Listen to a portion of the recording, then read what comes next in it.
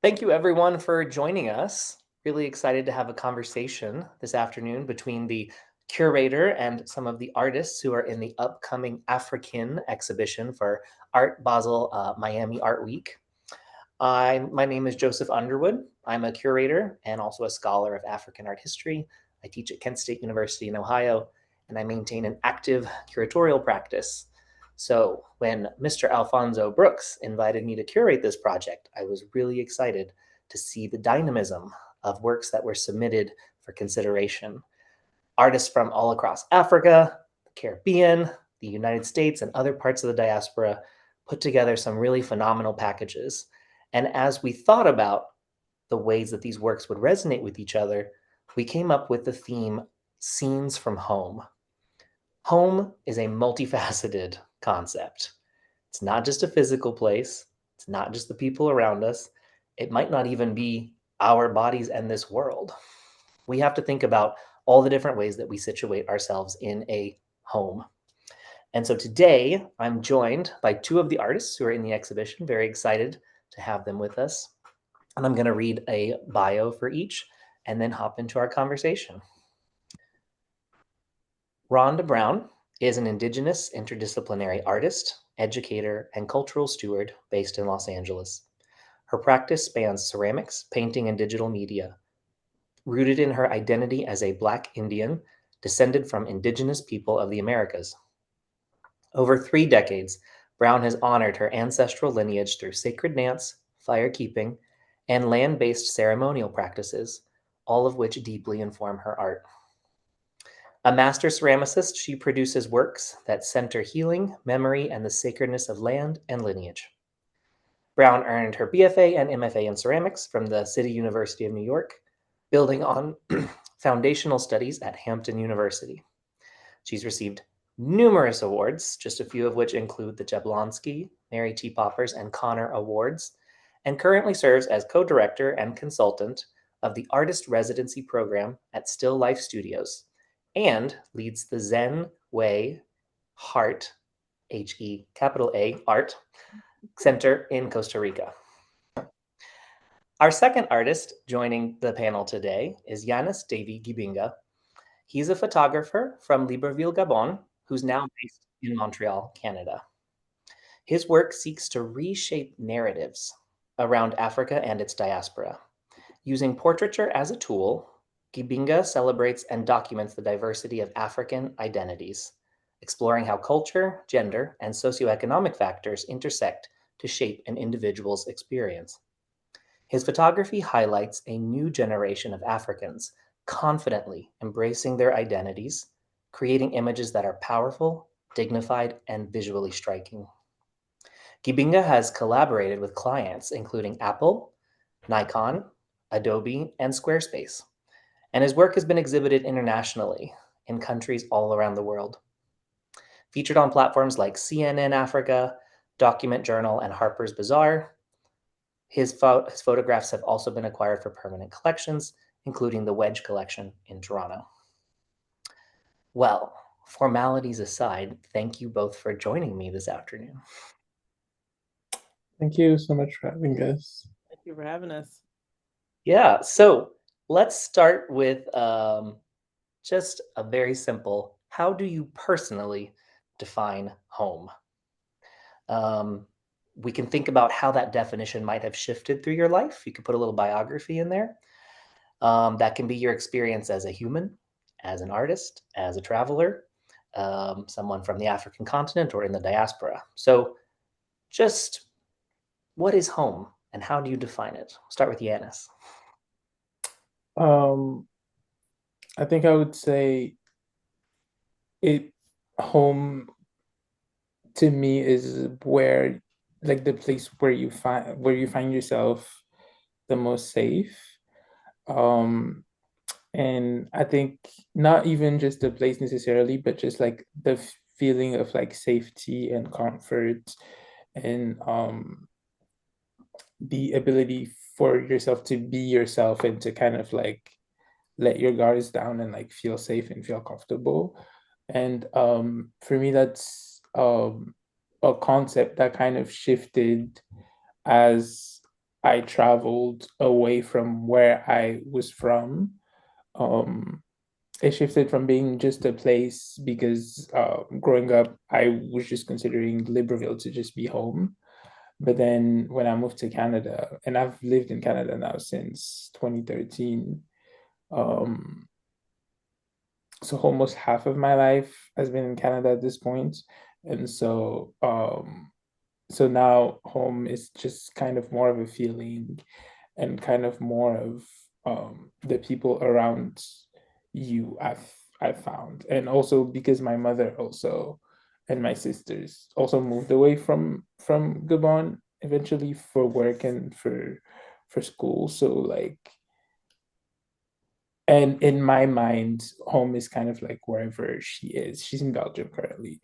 And so, and we don't really have a lot of like experience with Belgium outside of her living there for like, it's been a couple years now, but outside of, but just by way of her being there, it like I was there this summer and it felt like home just Hmm. because we were like together as a family.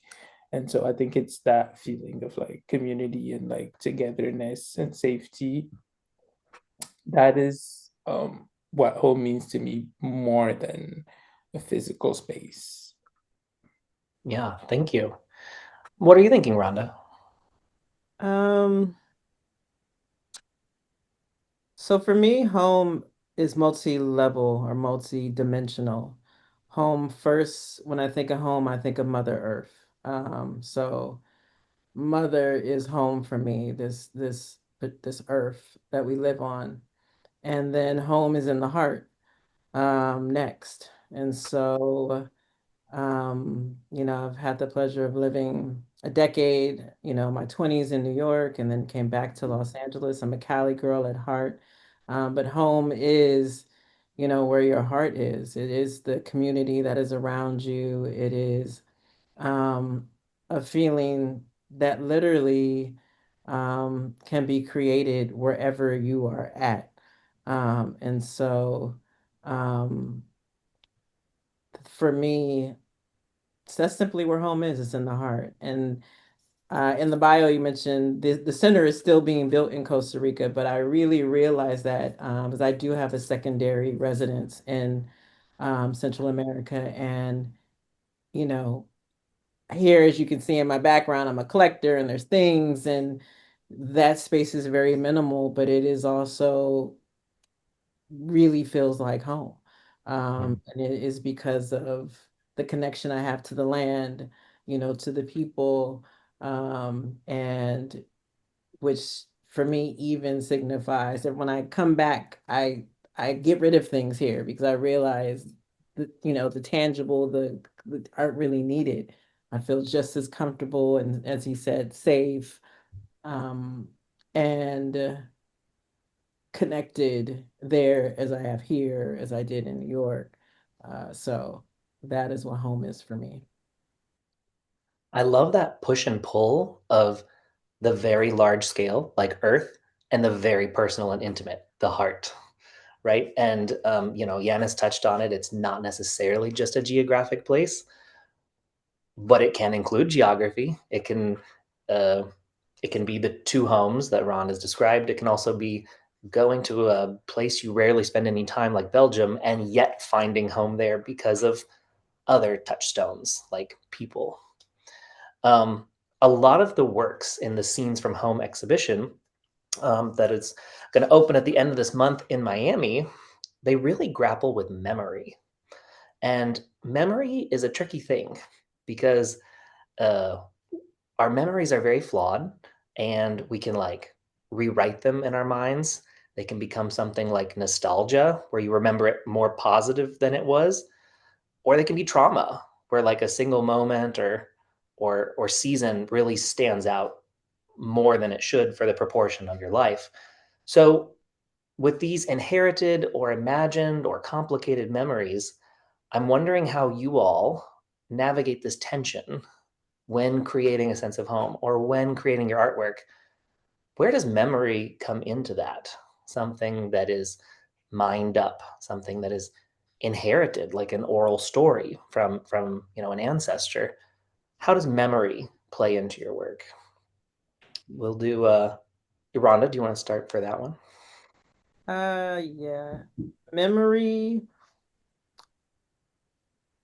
the concept for me is my work is, I don't know if you would say it's transcendental, but it is, nothing is, um, I won't say nothing because my pastels come from, the initial image comes from something that I've seen, but when it comes to the ceramics and the digital work, it's not premeditated. It is from sitting quiet, and letting the clay tell me what I am, you know, to construct. And the same thing when it comes to the digital scenes or the Star Nation series, which is what you've selected for the show. These things are coming from a place that I believe is deep inside my DNA. And so is it memory? Is it memory in the sense of what people think memory is, or is it just what is innate and what is in my DNA of, being originally from Turtle Island by way of the cosmos? And I know from practice that, matter is never created nor destroyed. So these things are constantly in us, around us. Um, and, artists have the benefit or, um, to sometimes be a little more connected, to that source that's within us. So for me, that is the way I associate memory, that these are beings, or these are images, or these are, energies that have been with me since the test of time. I think that's really compelling and reminds us that memory isn't always like in the brain and thoughtful. It could be physical and embodied, and even, like you said, in DNA. Yannis, how does that correlate to your sense of memory, or do you have a different way of bringing it into your practice?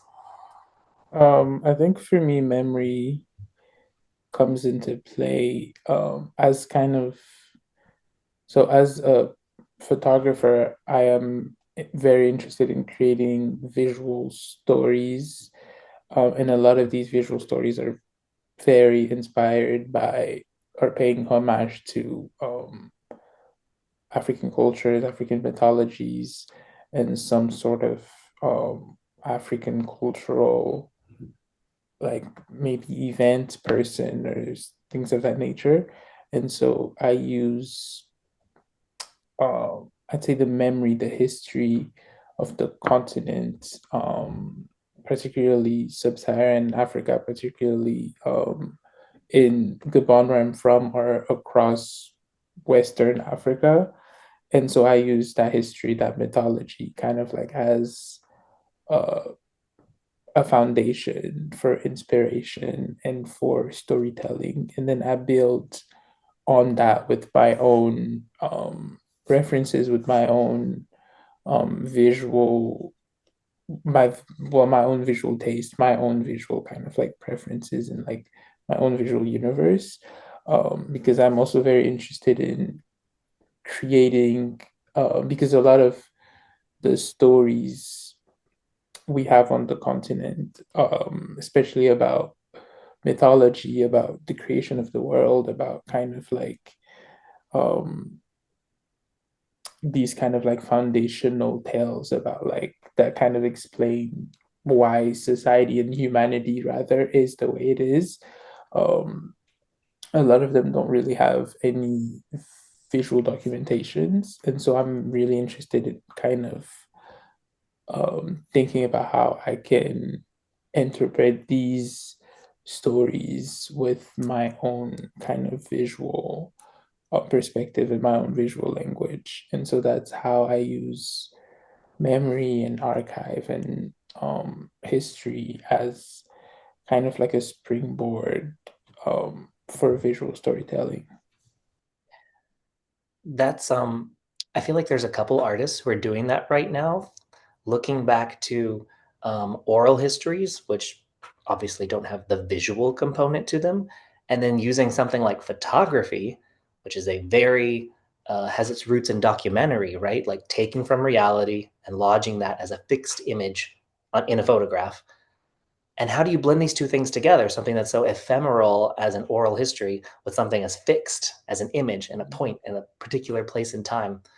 Um, so, in addition to the mythology, do you also bring personal narratives or personal history into your work?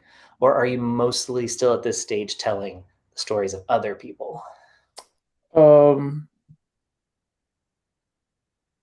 I think I bring the personal more in like the visual choices.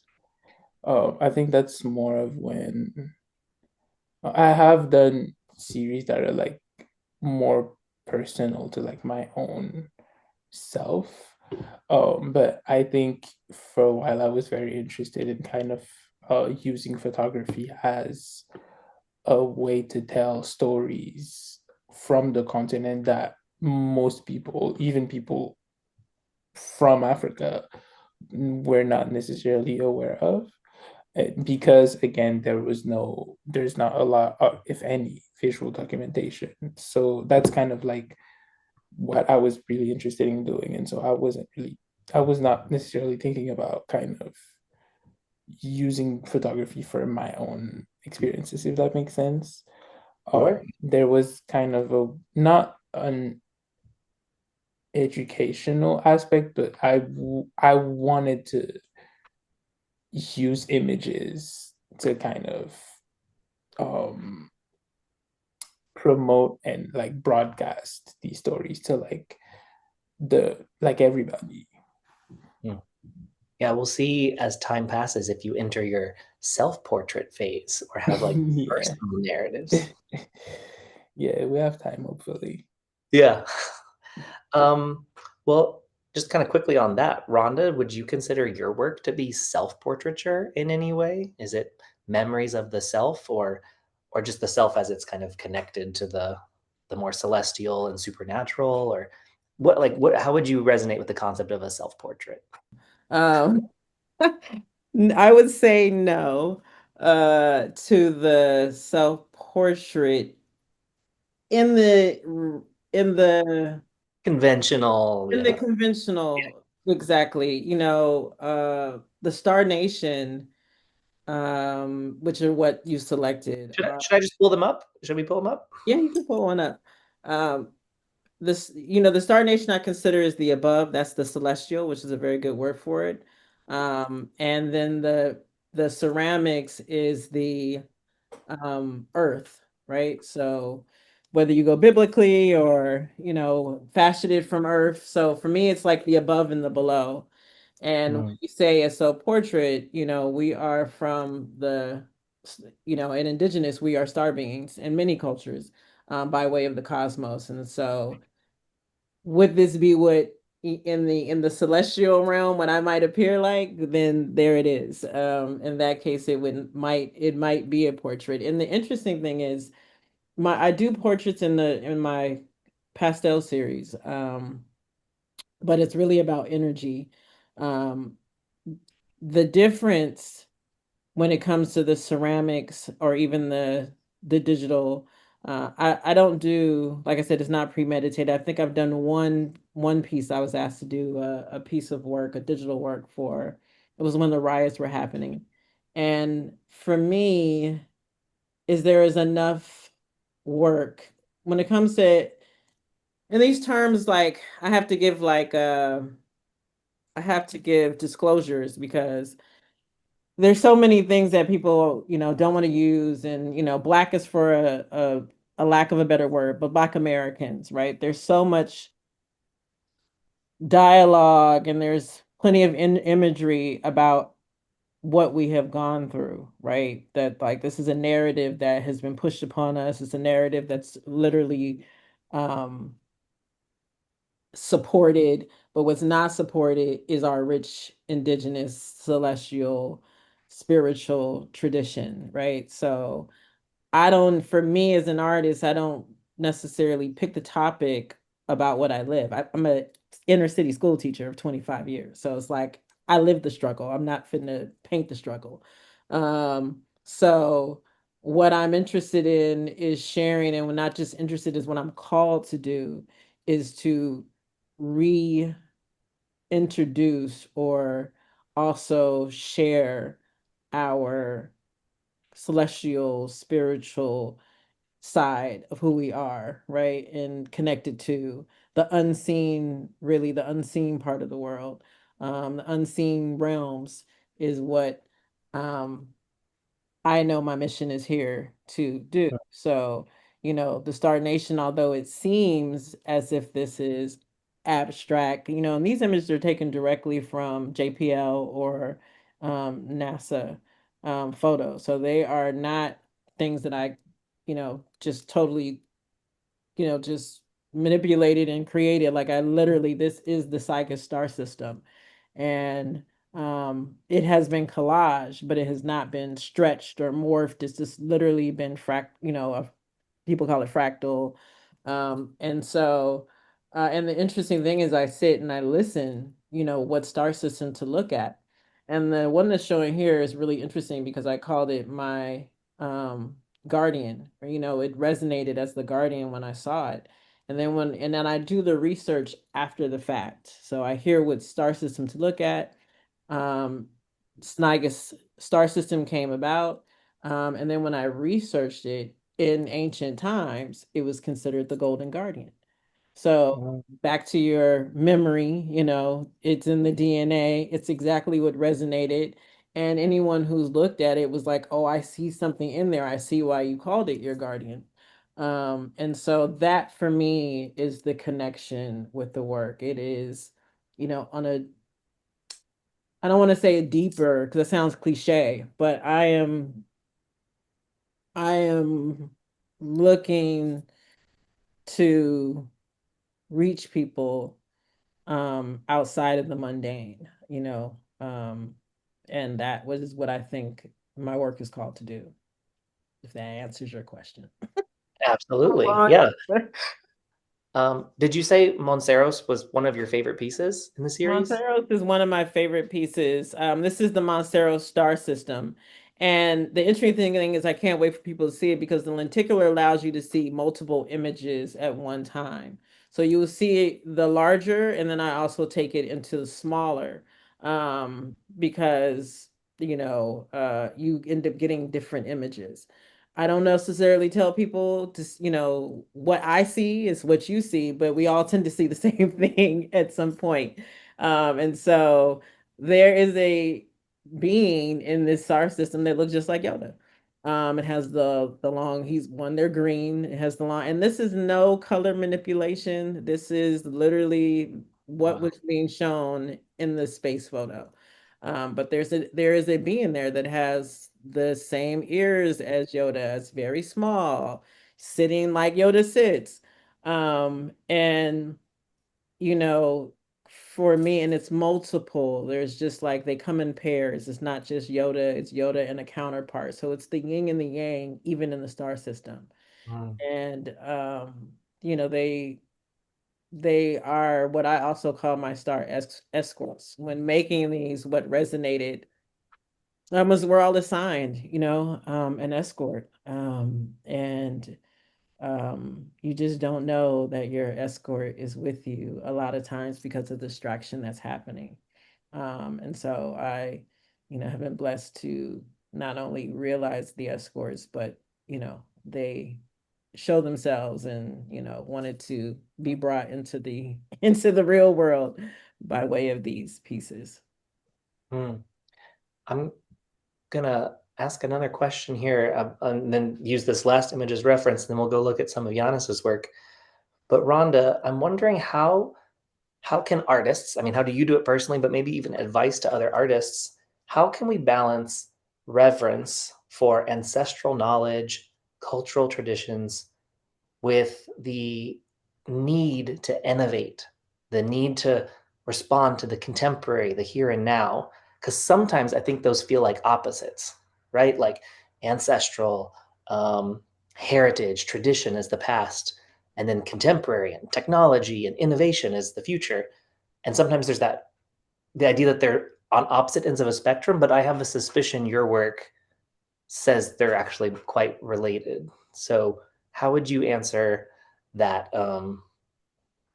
the artist's call to balance ancestral knowledge with contemporary innovation? I feel like I stumbled into that.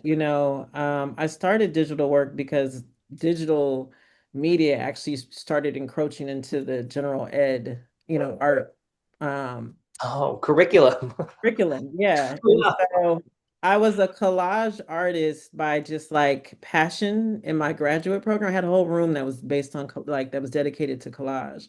And it's in my former husband he's an editor and he was like, you should do Photoshop, but it wasn't tangible to me. And then until I took a Photoshop course. And what I'll say is that what I realize is that, digital is Ethernet, right? Which is very similar to the ether. When I sat with it, it was like, oh, these are ethereal beings that are utilizing the ether. So I do feel again like the above and below that they are kind of one and the same. That's why my handle used to be it is back ancient futurism because we are the ancient and the future at the same time. The Dogon, which I'm sure Yannis knows, the Dogon, said that their ancestors came, I don't know if it was 8,000 light years away, but it was some many thousand light years away. So did they even get here yet? So it's just like if they came 8,000 light years, like how many light years is that? Like how many tangible years is that? So it's like we are the ancient and we are the future. There is technology that existed, in ancient time that can't even compare, in its complexities to what our greatest so-called technical, advancement is now. So what is ancient and what is future? Is really what we're saying. I actually feel like we're in a very primitive time right now in the scheme Mm. of things. Like this is probably the most primitive and dumbed down society has been in a long time. So it's looking to the ancient ways really to ancient times is telepathy, it's astral travel, it's you don't even need all of these things to do things that are capable we were capable of doing, still capable of doing, but we're being you know bombarded with these primitive things that literally cut into our futuristic selves. And I'm not sure Mm. if I answered that, but No, yeah. I So you don't need a robot to fold your clothes. no, I don't need a robot to fold my clothes or cook my food or run my water. I think that's a powerful statement. I'm gonna have to ponder that we might be actually living in quite a primitive time. I think, when we think about technology, we could say it's all around us. We've got smartphones, we've got AI, the robots are coming. Um, and yet, technology just means a new tool that, humans have created to accomplish a job. Like, so we've had technology since we since we were here, since we, invented the wheel or whatever. Um, and so I think your work really helps flatten that distinction that it's like one or the other. Mhm. Um, what'd you say your handle was? Your user? Ancient futurism. Yeah, yeah. Um, so yeah, thank you. That's really insightful. I want to connect here to Yanis and go back and show some of your images. And maybe you can reflect on the same question of kind of technology and the future and how do we continually innovate as artists? Because I think creating, we think about moving forward, but maybe Rhonda's inspiring us to also like do old things too. Like that's also equally creative. So I'll just put up an image if you want to go to a different one. But yeah, so Yanis, how do you balance reverence for ancestral knowledge, tradition, old ways of doing things, and look toward um, our contemporary world and innovation and pushing things forward, if you will, in your work? Yeah. So like I said, I think for me it's also kind of cyclical and kind of one and the same in the sense that I am, like I was talking about earlier, I am inspired by African culture, African heritage, African history, and it's kind of like my source, my core source of inspiration.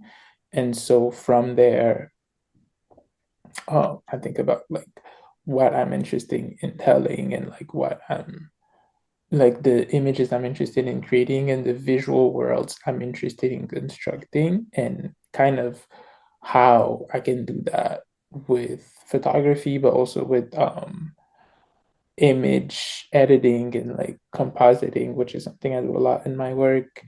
And to kind of because I'm also not because I'm not interested in kind of documenting history as it is necessarily, as much as I'm interested in kind of taking the idea from the story of the myth, and kind of like presenting it in a way that I think is timeless in a sense. And so, and in my mind and in my world, um, timeless in on like timelessness in an African context kind of looks like the images in looks like the images I want to create. So in the sense that I think about the way the people I photograph are dressed like, and I'm not really interested in kind of anchoring them to a particular time period, and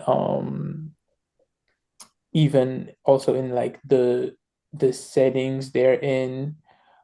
So like I'm really interested in like kind of like flattening that history in my construction of a quote unquote fictitious um universe, because I think it's kind of like cyclical to me, and it's like it kind of like all like becomes one at the end of the day.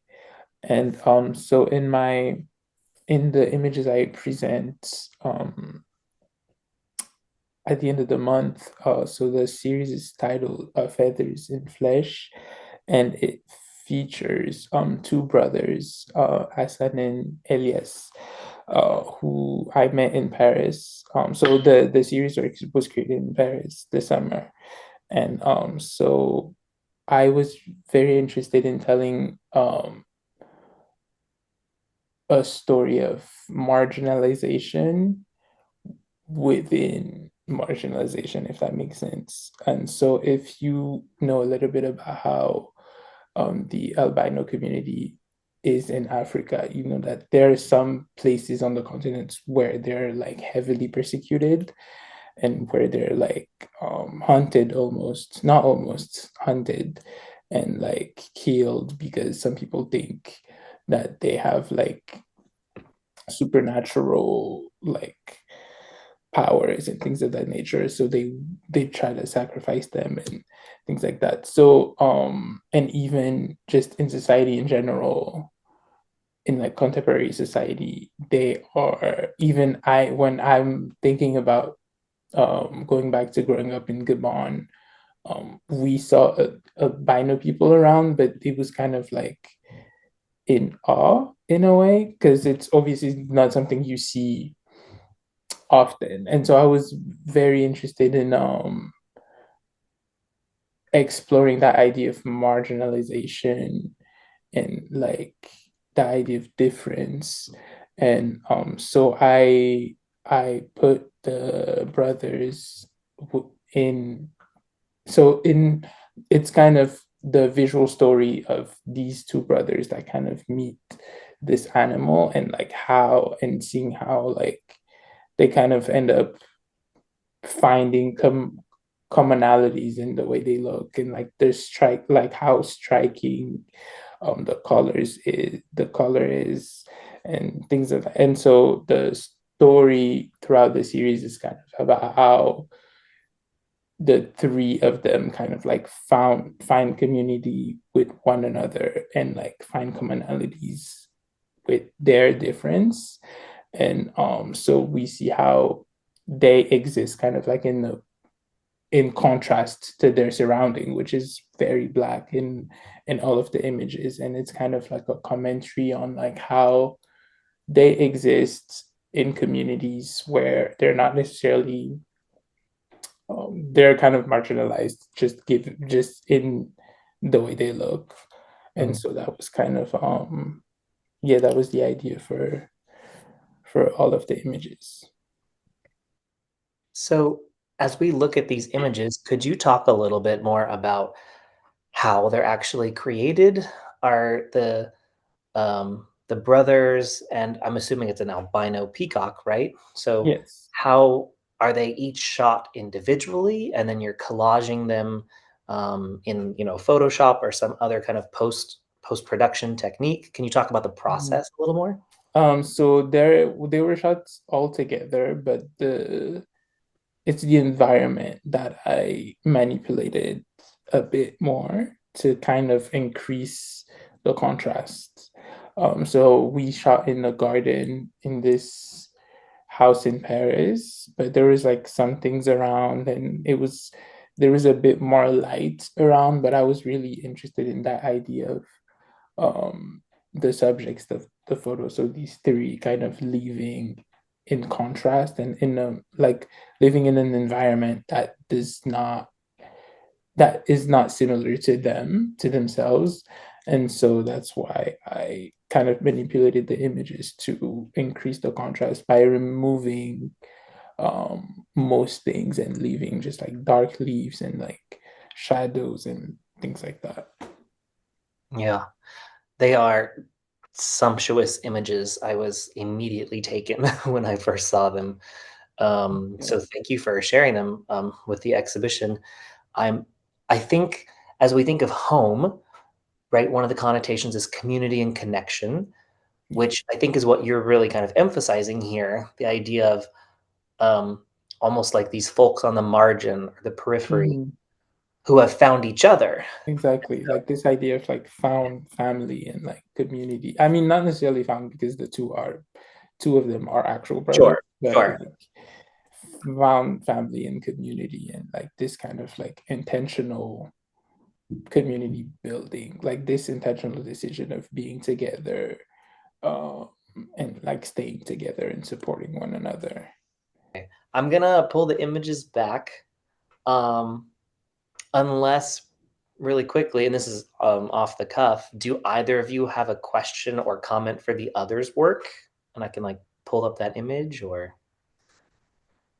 Mhm. No, I'm just very curious to see the pieces in real life. Like it seems very like interesting. And also because also I've been looking also into lenticular like images, and because I'm really into like the process of like the transformation as you're experiencing the image. And so I think it's like it's very cool. It is Uh, a really cool process. It's like when we were kids, it's the same process in the Cracker Jack box when you got yeah. the the little image that changed into two different things. So a Mhm. professor actually at Otis saw the digital work and was like, you got to put these in lenticulars. And I was really hesitant and just kind of like, whatever. And then he was so adamant. He brought the entire equipment to class one day. This is Oh, at nice. I was working, yeah, because he was just like this girl. Because I was like already taking the class, and I really was just coming there to do work. There's a program that allows teachers to work at Otis um, at no cost, pretty much. And so I just, I'm in the class to utilize the equipment and learn what I can from particular professors. But I often came late. It's a long day of school. And he just was like, you got to put these in lenticulars. And so he came like with with the film and the equipment. I showed up at like 9 o'clock that night and we were actually there till midnight, making them. And I was sold. It literally was how these were meant to be seen. Um, Mm. so. I was grateful to him, and it opened up a world for me. Yeah, this has been great. So, yeah, just a couple more questions. The exhibition overall, looking at the 70 plus artists, it really has an aspirational tone. Like we're going somewhere. We want to see ourselves in some future. I'm wondering if home could be something not physical and not our body, but home is where we're all headed. What if home is a destination? So, could you reflect on that concept, that how all the works in this in AfriKin's exhibition scenes from home, if they are they imagining a future, a personal future, political future, a communal future? Is that the work of artists to document or to dream? Right? I mean, not that it's always either or, but how would you respond to this notion of home as a destination, not a starting base? I think for me, it's kind of in the sense of my interest in kind of creating this universe and like thinking about the future and like thinking about like what kind of society do I want to create? What kind of society am I interested? Like what kind of stories am I interested in telling and what kind of um universe visually am I interested in creating? But that goes in like what kind of society I'm envisioning as like ideal in a way.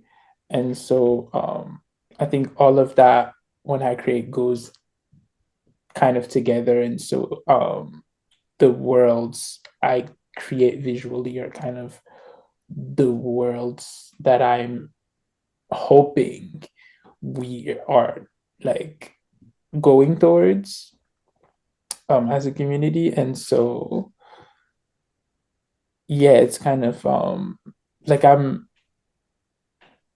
yeah Oh yeah. Do you, so like for example, then with Feathers and Flesh, do you feel like you exist on any margins or outcast in some way, and then your work is like imagining that? Or are you empathizing with a yeah. particular kind of person you see not included, and you're you're creating the universe you want to see where there is a space for them? I think it does. It's also my own personal experience as like an African queer person. You feel kind of like in the margins and like within your own kind of community and your own society because of like intolerance, etc. And but so yeah, so in a way there it is um I think a way to kind of work through that and also imagine a society where that's not even a factor. Imagining a universe where everybody has kind of like its place and it's that's question of like queerness within like African society also has um it's kind of fairly present in my work, in my images. I made an entire series specifically about that and like specifically highlighting um different queer communities and communities that we now understand as third gendered that existed in pre-colonial Africa. And in the series, I kind of translated um, that in like with like a contemporary lens. And so kind of like thinking about what was their role back then in their communities and thinking about how that could look, what that could look like today and what that could look like um, with the queer communities of color here in Montreal specifically. And so yeah. Yeah, thank you. Rhonda, same question about what if home is something in the future and not something behind us? For me, it's a return to home. Mm, To the beginning question where Mother Earth is our home, and before whatever this you know, being, entity, energy that came and decided to put borders on things, is when it became something different. We were not necessarily stationary people. We were traveling and in exchange and commerce and community with people all over the world. And there is, evidence to show that. So, I went to China in 1992, and, I went into my grandmother's an evangelist, so our family tends to visit temples, and I saw us in ancient temples. So, clearly, same thing in India. We were global people. So for me, returning to being global citizens, there was no such thing as a passport or someone telling you that you cannot go here or there. It's absurdity. Mother Earth is for everybody. And so you should have the right, as a being, as an individual being, to go wherever you please, and make your home, whether it be, and literally my own elders, our family is Chateau. And when the river used to come in, it would rise. My grandmother would tell me that they would go and live, up north of the river. And as a kid, I used to be like, and just leave your stuff, like, and she was like, everybody had to go. You know what I mean? Like, or everybody, like, nobody's down there with the snakes in their homes, but they were not concerned at all about leaving their home and having to go up the river, for the season. And there was another home there. They traded. They went from, working on their farm to then, working into, you know, linen and textiles, for a season. So it's like this concept of being told where we can and cannot go is preposterous.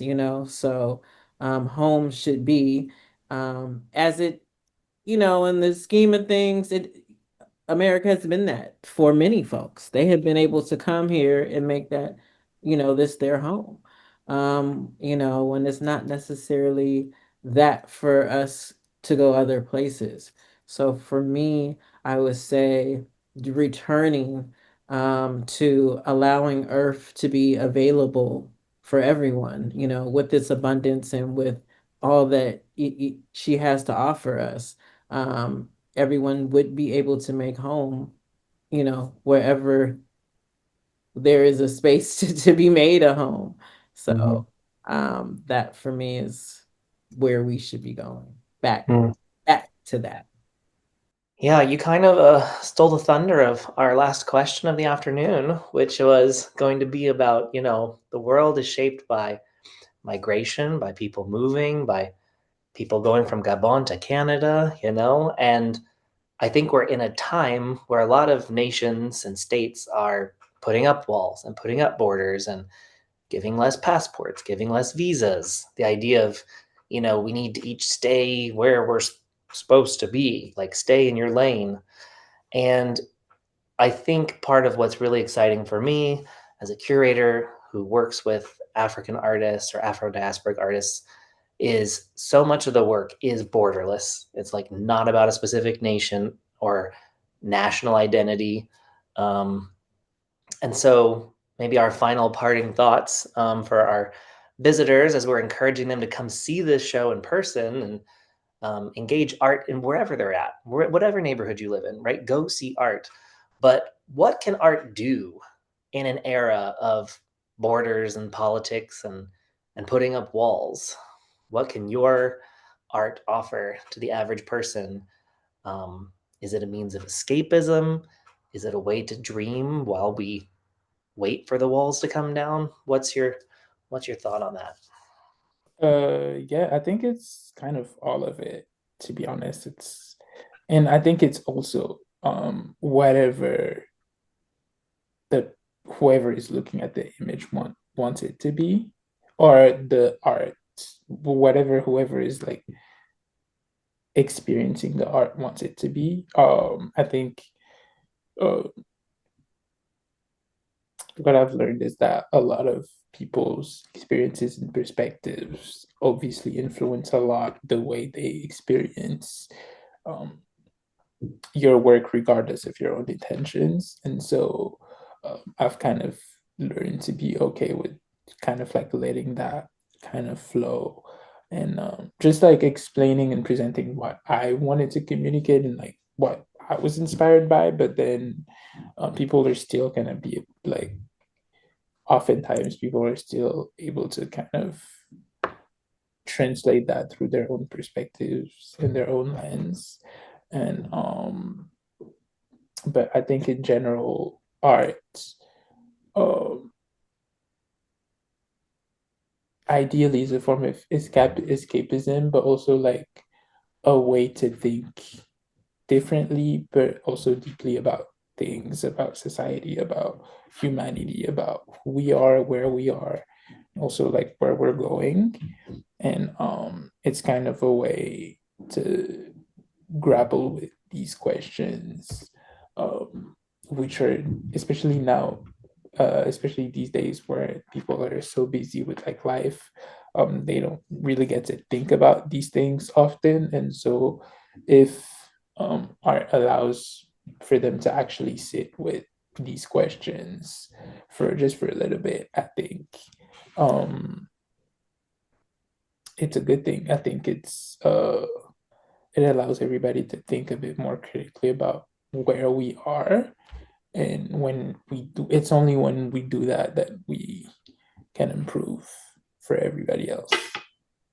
Yeah, I think art for sure is a it's a gift that allows people to escape, find closeness, relate to as many things. You know, art is one of the greatest gifts in any mediums, whether it's music, whether it's, dance, whether it's visual art, especially. It allows I literally think it unlocks DNA. I think it unlocks memory. All of these things that we've touched on. I think it allows people to remember childhood memories, unlock my digital series used to be called Mission Unlock the Portals, because images unlock portals. And it's relative how you see the portal, whether it's a portal that literally takes you to another destination via the Star Nation.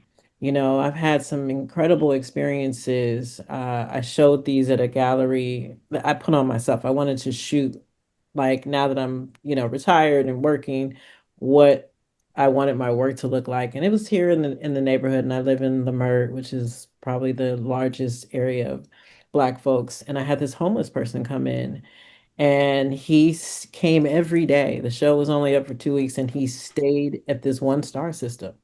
And he's known to be a volatile, hostile, my TA who was watching the gallery was like, he's making me nervous, but he was quiet. But every day he came there, and I gave him about an hour or 2 hours, before I said something like other people need to see it, and he just this close to it for 2 hours straight. I've had people look at the Star Nation and tell me it makes them feel better. You know, a young child, you just would go and get a snack and he'd come back and look at it, go get a snack and come back. And I'm like, what is it about it? And he was like, I just like it.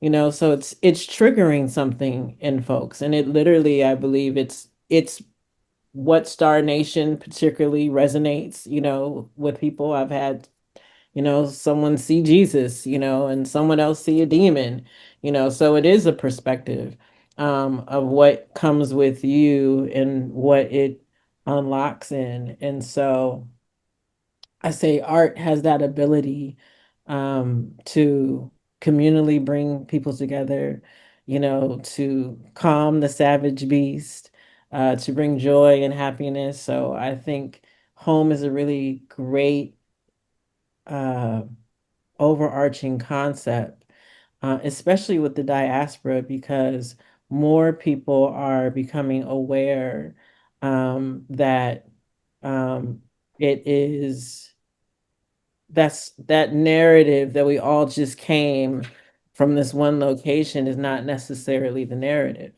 And you know, being able to even participate as an indigenous person here from the Americas. I get a lot of flack because I don't necessarily say I'm by way of Africa. Like I am here. This is the origination story that my ancestors, you know, have told is our oral, it is our rich history, it is in our spiritual practice.